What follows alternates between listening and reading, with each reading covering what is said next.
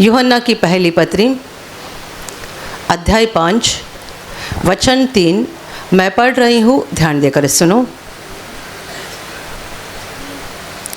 क्योंकि परमेश्वर से प्रेम रखना यह है कि हम उसकी आज्ञाओं को मानें और उसकी आज्ञाएं कठिन नहीं। Hallelujah, hallelujah, hallelujah, hallelujah, hallelujah. परमेश्वर का वचन बता रहा है, परमेश्वर से प्रेम रखना यह है कि हम उसकी आज्ञाओं को मानें और उसकी आज्ञाएं कठिन नहीं।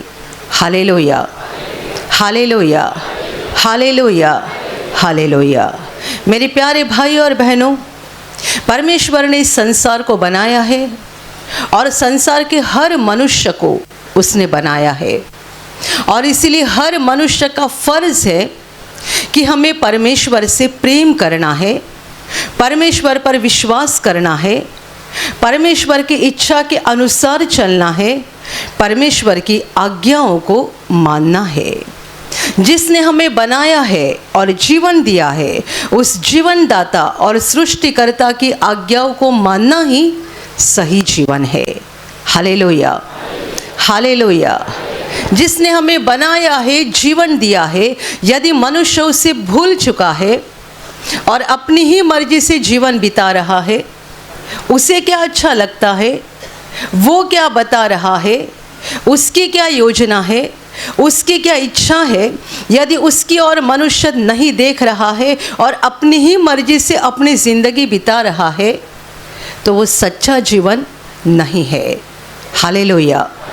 प्रभु यीशु ने एक जगह पर ऐसा कहा है, परमेश्वर पिता की आज्ञा ही अनंत जीवन है। परमेश्वर की आज्ञा ही अनंत जीवन है और इसलिए जो परमेश्वर की आज्ञा को मानता है वही सच्चे जीवन में चल रहा है और जो आज्ञा को ठुकरा कर अपने ही मर्जी के अनुसार चल रहा है उसके पास जीवन नहीं है। Hallelujah, hallelujah, hallelujah. वचन बात कर रहा है परमेश्वर से प्रेम करने के बारे में। हम सब चाहते हैं परमेश्वर हमसे प्रेम करता रहे। ये वचन हमें परमेश्वर से प्रेम करने के लिए सिखा रहा है और हम में से हर कोई ये चाहते हैं कि परमेश्वर हमसे प्रेम करता रहे। दुनिया के कितने सारे लोग ऐसा कहते हैं और समझते हैं कि परमेश्वर ऐसी एक भयानक शक्ति है जो हमें पीड़ा देती है। इस्राएल में रहने वाले कई सारे अन्य जाति लोग हैं, जब वो यहोवा के बारे में पढ़ते हैं या सुनते हैं, उनका भी यही समझ हो जाता है कि इस्राएल का यहोवा क्रोध करने वाला परमेश्वर है जो बार बार पीड़ा देता है और सताता है। Hallelujah, hallelujah. सच्चाई क्या है, वास्तविकता क्या है? क्या परमेश्वर क्रोध होने वाली व्यक्ति है, बार बार पीड़ा देने वाली या सताने वाली व्यक्ति है? हम क्यों ऐसा चाहते हैं कि परमेश्वर बस हमसे प्रेम ही करता रहे? यदि हम आत्मा की आंखों से देखेंगे तो जानेंगे हमारा जीवन कैसा है और हमारे साथ परमेश्वर का बर्ताव कैसा है। हमें दोनों बातों को अपने सामने रखना है। हमारा जीवन कैसा है और परमेश्वर का हमारे साथ बर्ताव कैसा है। 2020-21 में जब कोरोना की महामारी पूरे संसार में चल रही थी, तब कितने सारे लोग ऐसा बोल रहे थे, यदि परमेश्वर जीवित है और यदि वो मनुष्यों की परवाह करता होगा तो इस महामारी को रुका क्यों नहीं रहा है, इस बीमारी को रोक क्यों नहीं रहा है। इतने सारे लोग बेहाल हालत में हो गए हैं। क्या परिस्थिति हो गई है? किसी एक नगर की, एक शहर की, एक गांव की बात नहीं है, लेकिन पूरा संसार बेहाल हो गया है, बहुत पीड़ा में है, डरा हुआ है और ऐसे माहौल में परमेश्वर कहाँ छिपा हुआ है? वो क्यों नहीं इसे रुका रहा है? संसार के कितने सारे लोग ऐसा सवाल कर रहे हैं और ये कोरोना की महामारी के बाद भी संसार के ऊपर आने वाली आपत्तियां रुकी नहीं है, और भी आ रही है, और भी आ रही है, और भी आ रही है। हाल ही में 2 दिन पहले मैंने खबर पढ़ी, अमेरिका के एक बड़े महत्वपूर्ण इलाके में जंगल में आग लगी है। कितने दिन हो गए, आग ख़त्म ही नहीं हो रही है। अमीर लोग अपने अपने घर छोड़ के भाग रहे हैं क्योंकि आग फैलती जा रही है। अमेरिका दुनिया का एक सामर्थ्यशाली देश, आग को रोक नहीं पा सकता है। दुनिया का ऐसा बलवान देश जहाँ के अमीर लोगों को अपने घर छोड़कर भागना पड़ रहा है क्योंकि इतनी आग फैल रही है कि उनका पानी कम हो रहा है और आग के ऊपर काबू पाना उनके लिए मुमकिन नहीं हो रहा है। जब ऐसी हालत को देखा जाता है, लोग सवाल करते हैं, परमेश्वर क्या कर रहा है? Hallelujah, hallelujah, hallelujah, hallelujah. मेरे प्यारे भाइयों और बहनों, जब एक तरफ से मनुष्यों का ये सवाल है, लोगों का ये सवाल है, कोरोना के महामारी के समय परमेश्वर क्या कर रहा था, क्यों उसने इस बात को रुकाया नहीं, तब दूसरी तरफ से इसका भी जवाब दे दो, क्या महामारी के समय लोग सुधर गए थे? क्या उस समय के बाद लोगों ने एक दूसरों को फंसाना छोड़ दिया? क्या उस महामारी के बाद दुनिया के कुकर्म बंद हो गए, बुरी बातें बंद हो गई? सच्चाई ये है कि ये तो और भी बढ़ते जा रही है। पहले तो कोई मनुष्य अपने दुश्मन की हत्या करता था, आज बेटा अपने माँ बाप की हत्या करता है, पति पत्नी की हत्या करता है, पत्नी पति की हत्या करती है। क्या चल रहा है? यहाँ तक कि ऐसी भी घटनाएं हो रही है कि माँ अपने 5-6 साल के बालक की भी हत्या करती है गुस्से में आकर।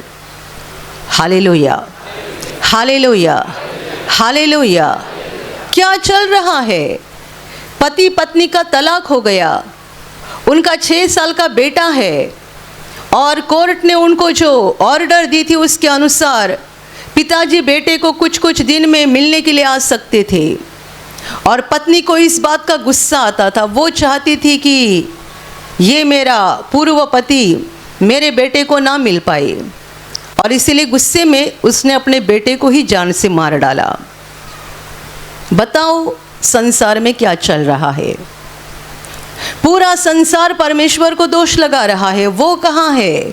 वो क्या कर रहा है? अमेरिका तो एक मसीही देश है और इस देश की ऐसी हालत, मसीही देश जहाँ जगह जगह चर्च बने हुए हैं और इनकी ऐसी हालत कि इनके देश में आग लग गई है, भयानक रीति से आग फैल रही है और कोई रोक नहीं पाता है।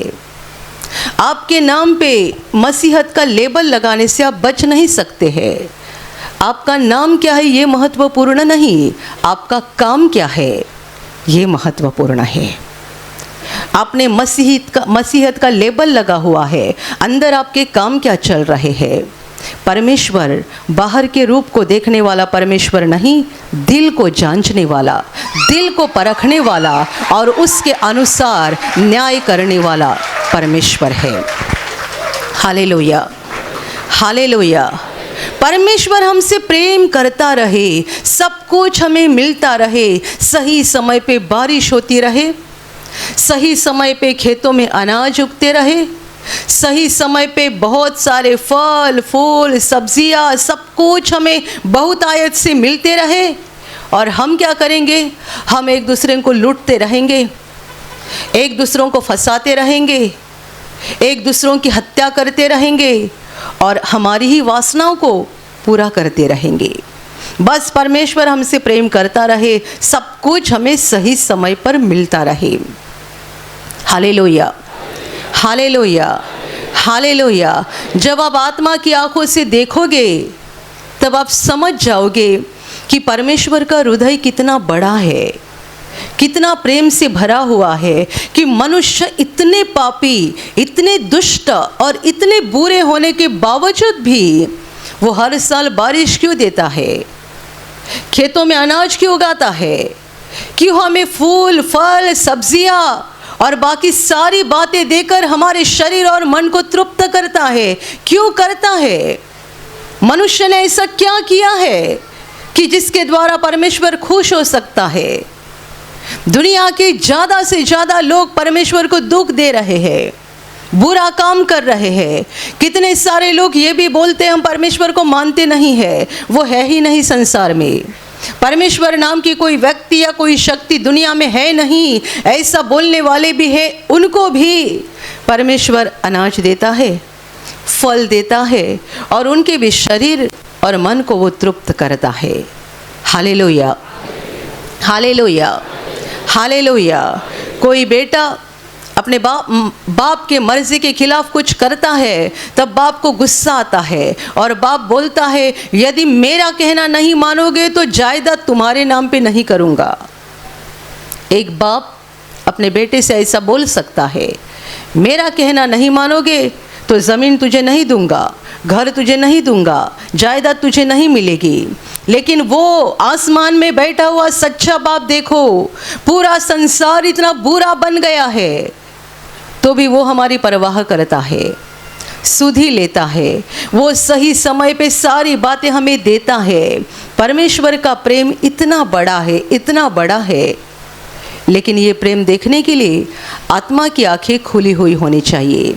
इन आँखों से परमेश्वर का प्रेम नहीं दिख सकता है। इन आँखों से आप क्या देखोगे? परमेश्वर बुरा है, परमेश्वर पीड़ा देता है, वो रोग फैलाता है, वो बहुत सारी बुरी बातें करता है। ये आंखें पापी है, इसलिए आपको सारी बुरी बातें दिखाई देगी। यदि आत्मा की आंखें खोलोगे तो जानोगे परमेश्वर प्रेम है, प्रेम है और अनंत प्रेम है, उसमें कुछ भी बुरा नहीं है। यीशु का क्रूस परमेश्वर के प्रेम का सबसे बड़ा प्रमाण है, बड़ा सबूत है। बाइबल कहती है कि जब हम पापी ही थे तब मसीहा हमारे लिए मरा। हमने कुछ भले काम किए थे, हमने परमेश्वर को प्रसन्न किया था, परमेश्वर को खुश किया था, ऐसा नहीं। परंतु जब हम पापी ही थे और पाप की वजह से मनुष्यों का विनाश हो रहा था, तब परमेश्वर के दिल को बड़ा दुख हो गया और मनुष्यों को बचाने के लिए उसने अपने पुत्र को इस धरती पर भेजा। यीशु मसीह परमेश्वर का पुत्र है, यानी वो प्रकाश से निकला हुआ प्रकाश है, जिसने मनुष्य रूप धारण किया, देह धारण करके। प्रकाश से निकला हुआ प्रकाश जिसने देह धारण किया, उसे परमेश्वर का पुत्र कहा गया। वो इंसान के रूप में धरती पर आया, उसने परमेश्वर के प्रेम को और परमेश्वर की सच्चाई को मनुष्यों के सामने प्रकट किया। परमेश्वर है कैसा, उसकी विचारधारा कैसी है, वो क्या सोचता है, मनुष्यों के बारे में उसका दिल कैसा है, यीशु ने दुनिया के सामने प्रकट किया। और अंत में उसने ऐलान किया कि मैं तुम्हारे पापों के लिए बलिदान करने के लिए आया हूँ। उसने मनुष्यों के पापों का सारा बोझ, सारा भार अपने ऊपर ले लिया और उसने क्रूस पर जान दी। पूरे मानवता के पापों का बोझ, पूरे मानवता के सारे पापों का दंड यीशु ने खुद लिया और क्रूस पर बलिदान किया। ये यीशु का बलिदान इस बात का बड़ा प्रमाण देता है कि परमेश्वर प्रेम है, परमेश्वर प्रेम है, वो अनंत प्रेम है, वो किसी का बुरा नहीं चाहता है, वो जो भी करता है भला करता है। Hallelujah, hallelujah, hallelujah, hallelujah. इसलिए हमें इस बात को खोजने की ज़रूरत नहीं है कि परमेश्वर हमसे प्रेम करते रहे, हमसे प्रेम करते रहे, हमसे प्रेम करते रहे, परंतु इस बात को खोजना है कि हम परमेश्वर से प्रेम करते रहे। ज़रूरत क्या है? ज़रूरत ये है कि हम परमेश्वर से प्रेम करें। परमेश्वर तो हम पर प्रेम करता ही है। एक बच्चे की क्या ज़रूरत है माँ बाप जानते हैं और ज़रूरत को पूरा भी करते हैं। ज़रूरत यह है कि बच्चे अपने माँ बाप की आज्ञा में रहे और माँ बाप को संतुष्ट करे। परमेश्वर जो प्रेम है, अनंत प्रेम है, जिसमें कुछ भी अंधकार नहीं है, जिसमें कुछ भी बुरा नहीं है, वो संसार के हर मनुष्य से प्रेम करता है। बाइबल सिखाती है कि वो धर्मी पर और अधर्मी पर दोनों पर सूरज उगाता है, दोनों पर मेह बरसाता है, धर्मी पर भी अधर्मी पर भी। और देखा जाए तो संसार में अधर्मियों की संख्या बहुत ज़्यादा है, धर्मियों की संख्या बहुत थोड़ी है, लेकिन परमेश्वर दोनों पर भी सूरज उगाता है, दोनों को भी सूरज का उजाला देता है, दोनों को भी मेह बरसाकर बारिश देता है, पानी देता है। धर्मी पर अधर्मी पर परमेश्वर प्रेम है और इसीलिए उसके दिल से प्रेम बहता है। लेकिन ज़रूरत इस बात की है कि मनुष्य, लोग, संसार में रहने वाले अपने सृष्टिकर्ता की इस प्रेम को पहचाने और खुद परमेश्वर से प्रेम करना सीखे। Hallelujah, hallelujah, hallelujah, hallelujah. ये बीमारी परमेश्वर ने दी, वो बीमारी परमेश्वर ने दी, ये दुर्घटना परमेश्वर ने कर दी, या सफलता परमेश्वर ने मेरे जीवन में लाई, ये सारे विचार अपने मन से निकाल दो। हम जिस दुष्ट शैतान की बात को सुनते हैं वो हमारे जीवन में सारी विपत्ति को लाता है। हम गालियाँ देते हैं, तब क्या हम परमेश्वर की बात को सुनते हैं? हम दूसरों को लूटते हैं, तब क्या हम परमेश्वर की बात को सुनते हैं? हम दूसरों को फंसाते हैं, तब क्या हम परमेश्वर की बात को सुनते हैं? हम दूसरों का बुरा करते हैं, तब क्या हम परमेश्वर की बात को सुनते हैं? हम अहंकारी बन जाते हैं, तब क्या हम परमेश्वर की बात को सुनते हैं? हम केवल अपना ही स्वार्थ देखते हैं, तब क्या हम परमेश्वर की बात को सुनते हैं? ये सारी दुष्ट शैतान की बातें हैं, हम उसके अनुसार करते हैं और वो हमारे जीवन में विपत्ति लाता है। परमेश्वर हमसे प्रेम करता है, इसलिए हमें ज़रूरत यह है कि हम अपनी आत्मा की आँखों को खोलकर उस महान सर्वशक्तिमान परमेश्वर के प्रेम को देखें, पहचाने और हम उस पर प्रेम करना शुरू करें। जब हम उस पर प्रेम करना शुरू करेंगे तब हम देखेंगे कि परमेश्वर का और कितना बड़ा प्रेम हमारे जीवन में बह रहा है। Hallelujah, hallelujah, hallelujah. अभी परमेश्वर से कैसा प्रेम करोगे? वचन कहता है परमेश्वर से प्रेम करना यानी उसकी आज्ञाओं को मानना है। यीशु ने भी अपने चेलों को कहा था, यदि तुम मुझसे प्रेम रखते हो तो मेरी आज्ञाओं को मानोगे। आज्ञा को मानने के द्वारा यानी परमेश्वर की इच्छा को पूरा करने के द्वारा यानी परमेश्वर की बातों को मानने के द्वारा ही हम परमेश्वर से प्रेम दिखा सकते हैं, व्यक्त कर सकते हैं। इसके अलावा और कोई दूसरा रास्ता नहीं है। दुनिया के पास और कई रास्ते होते हैं और सोचते हैं कि इन रास्तों के द्वारा परमेश्वर खुश हो जाएगा। नहीं, आप अपने रास्ते मत ढूंढो, ये रास्तों के द्वारा परमेश्वर खुश नहीं होगा। आपने किसी के साथ बैर रखा है और परमेश्वर की आज्ञा के अनुसार आपको उसको क्षमा करनी है और उसके साथ मेल करना है। आप कहोगे ये मुझसे नहीं होता है, इसके बावजूद मैं ये करूँगा, 1 घंटा हालेलुया बोलूँगा, परमेश्वर खुश हो जाएगा। आपने किसी से बैर रखा है, परमेश्वर के वचन के अनुसार आपको उसके खिलाफ जो गुस्सा, नफरत अंदर भरी है उसको निकाल डालना है और उसके साथ मेल करना है। यह है परमेश्वर का वचन, यह है परमेश्वर की आज्ञा, यह है परमेश्वर का कानून। आप इसको नहीं मान सकते हैं, इसलिए आप सोच रहे हैं ये तो मुझसे नहीं होगा, इससे बढ़कर मैं ये काम करूँगा, 1 घंटा लगातार हालेलुया हालेलुया हालेलुया बोलूँगा या 1 घंटा गाना गाऊँगा, भजन गाऊँगा, परमेश्वर खुश हो जाएगा।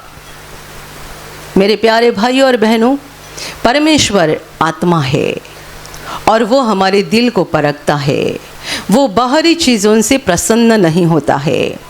परमेश्वर के पास हालेलुया बोलने के लिए केवल हम अकेले नहीं पड़े हैं, अनगिनत स्वर्गदूत है, वो बिना रुके परमेश्वर की महिमा कर रहे हैं। ये परमेश्वर का बड़ापन है कि हम जैसे दुर्बल लोगों की स्तुति वो ग्रहण करता है, हम जैसे कमज़ोर लोगों की आराधना वो ग्रहण करता है। ये उसकी महानता है। ये उसका बड़ापन है। Hallelujah, hallelujah, hallelujah, hallelujah. आप समझ लेना कि आप एक बहुत ज़्यादा अमीर व्यक्ति है, बहुत ज़्यादा अमीर व्यक्ति। आपके घर में तीनों टाइम खाने पीने की भारी भारी चीज़ें रहती है। कोई एक साधारण भिखारी आपके पास आएगा और सादा सा चावल आपके हाथ में देगा, क्या आप खाओगे उसको? आप एक अमीर व्यक्ति है, आपके घर में कितना सारा भोजन पड़ा रहता है, भारी भारी कीमती भोजन आपके घर में पड़ा रहता है। कोई भिखारी आप आकर आपको थोड़ा सा चावल देंगे तो आप उसको लेकर कूड़े में फेंक डालोगे। पहली बात, आप उसे ग्रहण ही नहीं करोगे और उसको बुरा ना लगे इसके लिए आप लेंगे भी तो भी मुंह में नहीं डालेंगे, कचरे के डिब्बे में फेंक देंगे। हम जो आराधना करते हैं ना, स्तुति करते हैं ना, वो इसके समान है, कुछ नहीं है। इससे कितना गुना भारी आराधना और स्तुति आराधना ऊपर आसमान में चल रही है। स्वर्गदूत जो पवित्र है, पवित्र स्वर्गदूत बहुत सुंदर रीति से गा रहे हैं, बजा रहे हैं, परमेश्वर की महिमा कर रहे हैं। उसके सामने हमारी स्तुति आराधना कुछ भी नहीं है। लेकिन ये परमेश्वर की महानता है कि हम जैसे दुर्बल कमज़ोर लोगों की स्तुति को, आराधना को, उपासना को वो ग्रहण करता है। Hallelujah, hallelujah, hallelujah, hallelujah. कभी कभी हम गाते हैं, कोई आगे भागता है, कोई पीछे रहता है। हमारा गाना भी कैसा होता है, बेताल बेसुर, ऐसा हम गाते हैं तो भी परमेश्वर हमारी स्तुति को ग्रहण करता है। हालेलुया। तो ये मत समझो कि मैं उसके साथ, उसके पास नहीं जा सकता हूँ, उसके साथ मेल नहीं कर सकता हूँ। इसके विपरीत मैं 1 घंटा हालेलुया बोलूँगा, 1 घंटा भजन गाऊँगा, या तो एक दिन उपवास रखूँगा, प्रभु प्रसन्न हो जाएगा। मेरे प्यारे भाइयों और बहनों, प्रार्थना करना, परमेश्वर की स्तुति करना, उपवास करना और दान देना, इन सारी बातों का अपनी अपनी जगह पर एक विशेष महत्व है। लेकिन आप परमेश्वर की आज्ञा को ठुकराने के लिए इन बातों का इस्तेमाल नहीं कर सकते हैं। प्रार्थना करना, परमेश्वर की स्तुति करना, परमेश्वर के मंदिर में दान करना या उपवास करना, ये सारी बातों का उनकी उनकी जगह पर एक विशेष ऐसा अलौकिक महत्व है। और उनको हम परमेश्वर के वचनों के अनुसार जब करते हैं, हम उसके विशेष आशीर्वाद भी स्वर्ग से पाते हैं। लेकिन इन बातों का इस्तेमाल हम परमेश्वर की आज्ञा को ठुकराने के लिए नहीं कर सकते हैं। मैंने ऐसे लोगों को देखा है जो दूसरों को क्षमा नहीं कर सकते हैं, लेकिन उपवास बहुत करते हैं। दूसरों के साथ प्यार से बातें नहीं कर सकते हैं, लेकिन घंटे घंटे स्तुति आराधना करते हैं। और ऐसे लोगों के जीवन में परमेश्वर का काम होता नहीं है, सामर्थ प्रकट होता नहीं है, और वे हमेशा इस बात में, इस सोच में रहते हैं कि हम इतना उपवास करते हैं, इतनी प्रार्थना करते हैं, लेकिन परमेश्वर हमारे जीवन में काम क्यों नहीं करता है? हमारी आत्मा में वो शांति क्यों नहीं आती है जिसकी खोज में हम इतने समय से हैं? मेरे प्यारे भाई और बहनों, परमेश्वर को खुश करने का एकमात्र रास्ता है उसकी बातों को मानना, उसकी आज्ञाओं को मानना। परमेश्वर के दिल को प्रसन्न करने का, खुश करने का एकमात्र रास्ता है परमेश्वर की आज्ञा को मानने का। जब हम परमेश्वर की आज्ञा को मानते हैं, परमेश्वर के वचन को मानते हैं, तब परमेश्वर के दिल को बहुत ज़्यादा खुशी होती है और उसके बाद वो हमारे जीवन को स्वर्ग के आशीषों से भर देता है। Hallelujah, hallelujah, hallelujah, hallelujah, hallelujah. मेरे प्यारे भाइयों और बहनों, इसलिए गलत फहमी में मत रहना। प्रार्थना करना चाहिए, परमेश्वर की स्तुति आराधना करनी चाहिए, परमेश्वर को धन्यवाद हमेशा देना चाहिए, उपवास भी करने चाहिए, दान धर्म भी करना चाहिए, लेकिन इन सबसे पहले नंबर पे है परमेश्वर की आज्ञाओं को मानो। यदि आप परमेश्वर की आज्ञा को नहीं मान रहे हैं तो बाकी बातों के द्वारा आपको वो आशीष नहीं मिलेंगे जो आज्ञा को मानने से परमेश्वर देता है। वचन कहता है कि परमेश्वर से प्रेम करना यानी परमेश्वर की आज्ञा को मानना, और वचन आगे कहता है उसकी आज्ञाएं कठिन नहीं। हंसने वाली बात है क्योंकि लोग कहते हैं परमेश्वर की आज्ञाएं बहुत कठिन है, बहुत कठिन है, बहुत कठिन है, लेकिन पवित्र आत्मा लिख रहा है उसकी आज्ञाएं कठिन नहीं है। आप जानते हो किन के लिए परमेश्वर की आज्ञाएं कठिन है और किन के लिए कठिन नहीं है? जिन्होंने अपने दिल को परमेश्वर को समर्पित कर दिया है और जो सच्चे मन से इस सोच में है कि मुझे परमेश्वर की इच्छा के अनुसार चलना है, जिनके दिल की सच्ची तमन्ना है, सच्ची इच्छा है, उनके लिए परमेश्वर की आज्ञाएं आसान है। जो ऊपर ऊपर से हालेलुया बोलते हैं, प्रभु का धन्यवाद करते, परंतु अंदर से बड़े स्वार्थी है और परमेश्वर की इच्छा के अनुसार चलना पसंद नहीं करते हैं, उनके लिए आज्ञाएं बहुत कठिन है। इसलिए पुराना नियम कहता है यहोवा की आज्ञाएं सीधी है, धर्मी सहजता से चलते हैं, अधर्मी ठोकर खाकर गिरते हैं, क्योंकि अधर्मियों को टेढ़ा चलने की आदत है। यहोवा के रास्ते सीधे हैं, धर्मी बड़े आसानी से आगे बढ़ते हैं, क्योंकि धर्मी के दिल में यही इच्छा है मैं परमेश्वर के साथ साथ चलूं, मैं परमेश्वर की बातों को मानूं, मैं परमेश्वर के दिल को प्रसन्न करूं। उसे आसपास के लोग नहीं दिखाई देते हैं, उसको पैसा नहीं दिखता है, सोना चांदी नहीं दिखते, जमीन जायदाद नहीं दिखती है, मोबाइल नहीं दिखता है, उसे केवल परमेश्वर दिखता है। परमेश्वर के सीधे रास्तों से धर्मी बड़े आसानी से आगे गुजरते हैं, अधर्मियों को टेढ़ा चलना पसंद है। कई लोग यहाँ प्रार्थना में बैठते हैं, चुपके से जाकर वहाँ बाथरूम में तम्बाकू मुँह में डालते हैं। यहाँ दिन भर प्रार्थना में भाग लेंगे, शाम को जाएंगे शराब के दुकान पर बैठ जाएंगे, अगले रविवार फिर से प्रार्थना में आएंगे। अधर्मी जिनको टेढ़ा चलना पसंद है वो परमेश्वर के रास्ते में बार बार गिरते जाते हैं। लेकिन मैं आपको कहूँ, यदि आपके दिल में ये सच्ची तमन्ना है, सच्ची इच्छा है, तो प्रभु आपके टेढ़े दिल को सीधा बनाएगा और आपको परमेश्वर के मार्ग, परमेश्वर की आज्ञाएं, परमेश्वर के वचन, परमेश्वर की बातें बड़ी आसान लगेगी। Hallelujah, hallelujah, hallelujah, hallelujah, hallelujah, hallelujah. आप में से किसी व्यक्ति को यदि मैंने कहा जिनको मोबाइल का बड़ा व्यसन है, यदि मैंने कहा आज के बाद से मोबाइल को हटा दो, किसी को दे डालो, उसका खाना पीना बंद हो जाएगा, खाना पीना बंद हो जाएगा, और ऊपर से वो कहेगा अगले बार से मैं यहाँ नहीं आऊँगा, लेकिन मोबाइल मुझे चाहिए ही चाहिए। यहोवा का रास्ता सीधा है, धर्मी आसानी से आगे बढ़ता है, अधर्मी ठोकर खाकर गिर जाता है। Hallelujah, hallelujah. उसकी आज्ञाएं आसान है किन के लिए? जिन्होंने अपने मन को परमेश्वर के ऊपर लगाया है। Hallelujah, hallelujah, hallelujah. कुछ ही दिन पहले एक जवान बहन के साथ मेरी बातचीत हो रही थी और बातचीत करते समय उसने मुझे सवाल किया। सवाल उसका थोड़ा अलग था, आज तक मुझे किसी ने किया नहीं था।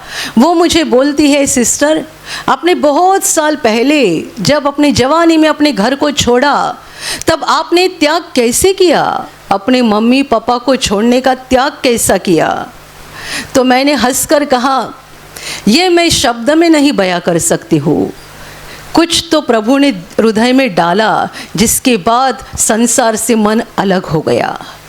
प्रभु ने डाला और प्रभु ने इसके लिए डाला क्योंकि ये मेरे दिल की इच्छा थी कि प्रभु के रास्ते से चलो। तुम्हारी इच्छा क्या है वैसा प्रभु तुम्हारी मदद करेगा। परमेश्वर किसी पर किसी बात की ज़बरदस्ती नहीं करता है। पुराने नियम में इज़राइलियों को भी परमेश्वर ने कहा था, देखो जीवन और मृत्यु, आशीर्वाद और श्राप दोनों मैंने तुम्हारे सामने रखे हैं, चुन लेना। जीवन भी तुम्हारे सामने है, मृत्यु भी तुम्हारे सामने है, आशीर्वाद तुम्हारे सामने है, श्राप तुम्हारे सामने है, चुनना तुम्हें है। तुम्हें जो चुनना है उसमें मैं तुम्हारी मदद करूँगा। यानी जीवन चुनना है, आशीर्वाद चुनना है तो परमेश्वर मदद करता है। मौत को चुनना है और श्राप को चुनना है तो उसका भी मदद करने वाला एक है, जिसका नाम है लूसीफर, वो दुष्ट शैतान जो हमें अंधकार में चलने के लिए और विनाश के लिए हमारी मदद करता है। Hallelujah, hallelujah, hallelujah, hallelujah. कल अपने दहनों की प्रार्थना में एक बहन ने गवाही दी, 5 महीना से वो प्रार्थना में आ रही है। उसको तंबाकू खाने की आदत थी। वो प्रार्थना में आती थी, प्रभु का महान काम देखती थी और उसे बहुत अच्छा लगता था। घर जाकर दूसरों को बताती थी, वहाँ प्रार्थना में चलो ठीक हो जाओगे। खुद तंबाकू खाती है और दूसरों को बोलती है, वहाँ प्रार्थना में चलो ठीक हो जाओगे। तो लोग उसको बताते थे, पहले खुद सुधर जाओ, तुम्हारी तंबाकू छुटी नहीं है और हमें बता रही है कि वहाँ प्रार्थना में चलो। ये बहन बहुत दुखी हो जाती थी, तो भी अपना ये नेक काम छोड़ती नहीं थी। दूसरों को बोलती रही और साथ ही साथ रोकर प्रभु के पास प्रार्थना करती रही कि प्रभु मुझे इससे बाहर निकाल, इस गंदी आदत को मुझे छोड़ना है, लेकिन मेरे पास से ताकत नहीं है, मुझसे नहीं हो रहा है। 2 महीना रोती रही, प्रभु के पास प्रार्थना करती रही और साथ ही साथ अपना भला काम भी जारी रखा, दूसरों को सुसमाचार बताने का। और क्या हो गया, 2 महीने के बाद परमेश्वर का अनुग्रह हो गया, तंबाकू का व्यसन पूरी तरह से छूट गया। अभी 3 महीने बीत गए, 3 महीने बीत गए। उसने कहा 3 महीने में मैंने तंबाकू खाया नहीं है और ना ही अभी मुझे उसकी इच्छा हो रही है। 2 महीना रोकर उसने प्रभु के पास प्रार्थना किया। मैंने कहा कोई भाई होगा यहाँ प्रार्थना में शाम को जाकर शराब की दुकान पर बैठेगा, मैं आपको ये नहीं कहूँगी इसका मतलब प्रभु ने आपको फेल कर दिया, नहीं, प्रभु ने आपको फेल नहीं कर दिया, लेकिन प्रभु इंतज़ार कर रहा है आपके दिल की क्या इच्छा है। क्या आप रो रहे हो प्रभु के पास? क्या मांग रहे हो? कितने तरस से मांग रहे हो? कैसे मांग रहे हो? प्रभु आपके दिल को देख रहा है। आपने प्रार्थना सभा में भाग लिया और तुरंत जाकर कुछ बहुत बड़ा बुरा काम किया, इसका मतलब प्रभु ने आपको फेल कर दिया, ऐसा नहीं। दोबारा मेरे घर में मत आओ, ऐसा प्रभु ने आपको बोल दिया, ऐसा नहीं। लेकिन प्रभु इंतज़ार कर रहा है।